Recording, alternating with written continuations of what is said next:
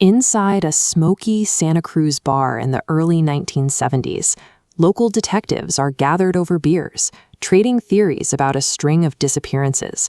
College students are vanishing without a trace, and the investigation has completely stalled. The killer sits right next to them at the bar. He is a polite, soft-spoken local who stands 6'9" and weighs 300 pounds. He frequently buys the officers rounds of drinks and offers his own theories on where the investigation might be going wrong. This is Edmund Kemper. Behind the thick glasses and mild-mannered demeanor is the man who will soon be identified as the co-ed killer. His most effective weapon is a genius-level intellect.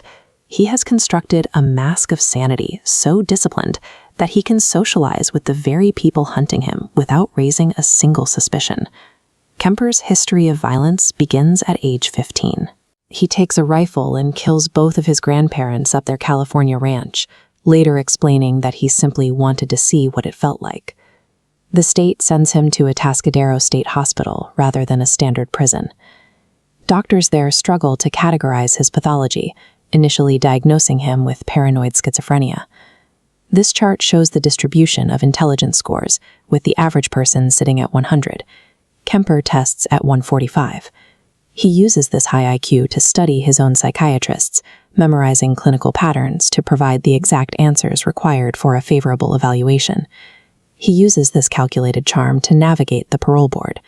On his 21st birthday, the state ignores the objections of several treating doctors and releases him back into the care of his mother. Atascadero failed to distinguish between a rehabilitated patient and a highly intelligent sociopath who had learned to game the diagnostic process.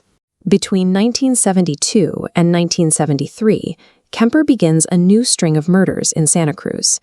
Analyzing these crimes requires a distinction between his practical method, the modus operandi, and his psychological needs. Kemper's MO is designed for efficiency. He targets college students near the university, utilizing stolen campus parking stickers and polite conversation to project a sense of safety and authority. While the MO covers the mechanics of the kill, his signature involves the rituals performed afterward. These acts are unnecessary for the crime itself, serving only to satisfy a specific internal drive. He engages in necrophilia, decapitation, and dismemberment. These behaviors represent extreme rituals of power and a desire for total domination over his victims. Criminal psychologists later identified the source of these rituals. Kemper harbored a deep-seated rage toward his abusive mother, and every young woman he targeted served as a surrogate for that primary target.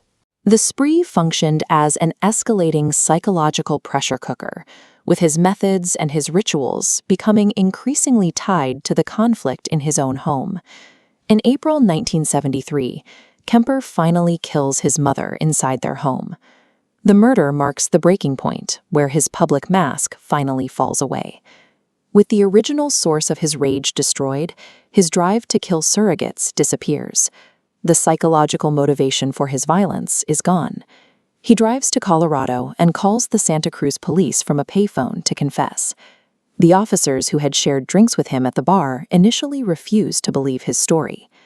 During his 1973 trial, multiple psychiatrists evaluate him and find him legally sane.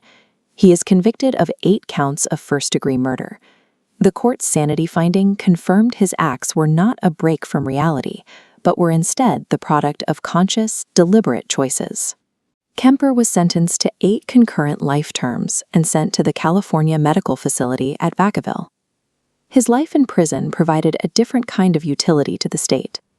His willingness to articulate his own pathology made him an ideal subject for behavioral study.